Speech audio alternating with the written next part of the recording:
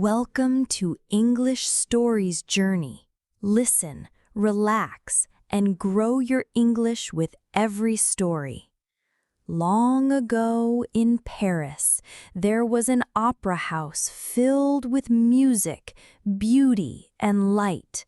But under the stage, in the shadows and the silence, lived something darker. Some called him a man. Some called him a ghost. All feared him. This is the story of the Phantom of the Opera. The Paris Opera House was famous. Its walls were covered in gold, its ceilings were painted with angels, and its halls were filled with music every night. But for years, strange accidents had happened there. Singers forgot their words. Lights went out without reason. A stagehand was found dead in the cellar. The workers whispered, "It is the phantom. The opera ghost walks at night." The managers laughed at first, but soon they also grew afraid. The phantom always left notes. The notes were short and clear. "Box 5 is mine. Leave it empty. Christine Daae must sing." When they did not obey, terrible things followed. Christine Daae had once been only a small voice in the chorus. She was quiet, shy, and nobody noticed her. But then one evening, the lead singer became ill. Christine sang instead.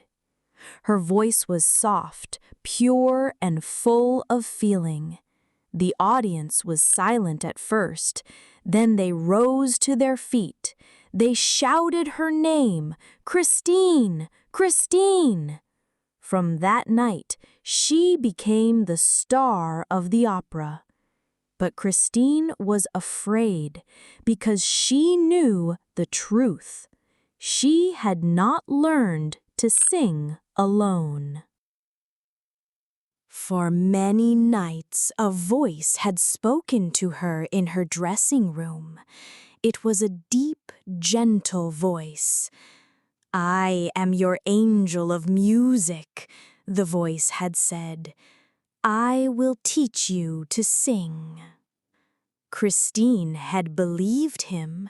She had followed every instruction, and now she sang like no one else. But she had never seen her angel. She had only heard him through the walls and the mirrors. Among the audience sat Raoul, the young Viscount de Chagny.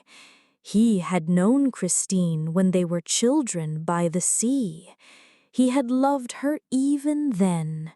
Now he watched her on the stage with tears in his eyes. After the performance, he went to see her. "Christine, do you remember me?" "Raoul," she whispered.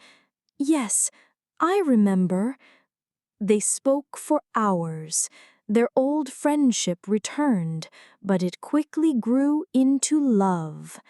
Yet Christine was troubled. She looked over her shoulder again and again, as if someone were listening.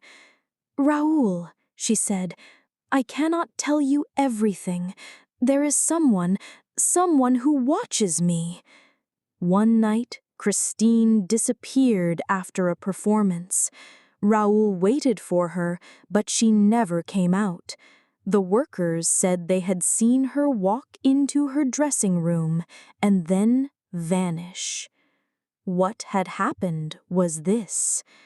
Christine had been sitting at her mirror when the familiar voice spoke again. "Christine, it is time. Follow me." Suddenly, the mirror opened like a door. A hand took hers. She stepped inside, trembling. The mirror closed behind her. The voice led her down secret corridors, lower and lower, until she heard the sound of water. There was a black lake under the opera house. A small boat waited. She sat inside, and the masked man rowed her across the silent water, his face hidden. At last, they reached an underground house lit with hundreds of candles. The man played the organ, filling the air with music. "Who are you?" Christine asked in fear. "I am the Phantom of the Opera. I am your angel of music. Here you belong to me." For 2 days, Christine lived with him. He showed her his music, his strange rooms, his world of shadows, but he never removed his mask. "Never look at my face," he warned. But one night, while he played, Christine moved behind him. She reached out and pulled away the mask.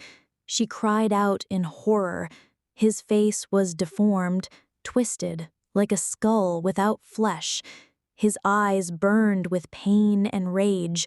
"Look at me well," the phantom shouted. "This is why I live in darkness. This is why the world rejected me." Christine fell to her knees. "Forgive me," she whispered. The phantom trembled. For a moment, he looked ready to kill her, but then his anger broke into despair. He put the mask back and turned away. "You may leave, but remember, Christine, if you ever give your heart to another man, I will know, and he will die." Christine returned to the world above.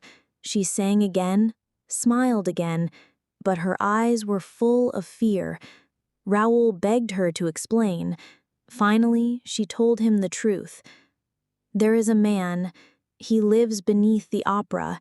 He loves me, but he is dangerous. If he learns about you, he will kill you."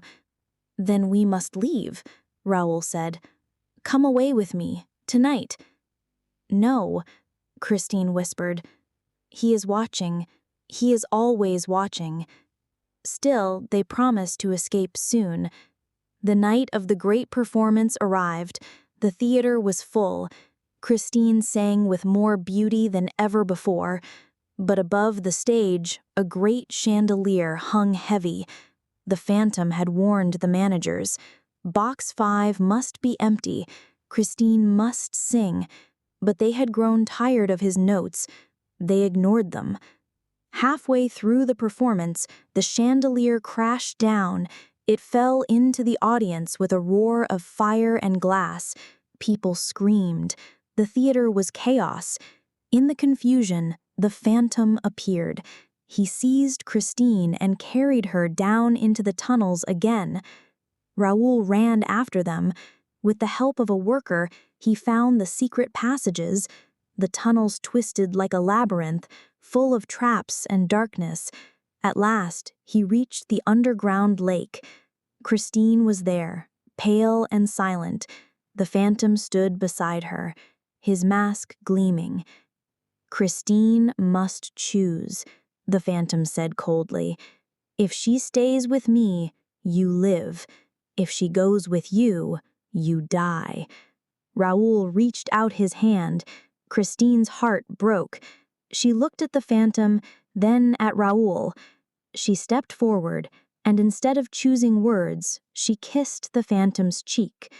For a moment, silence filled the cavern.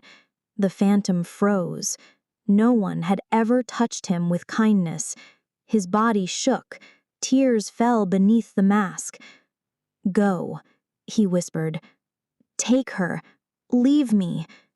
Raoul and Christine fled. The opera house was filled with soldiers, but when they searched the underground world, they found nothing. The phantom had vanished.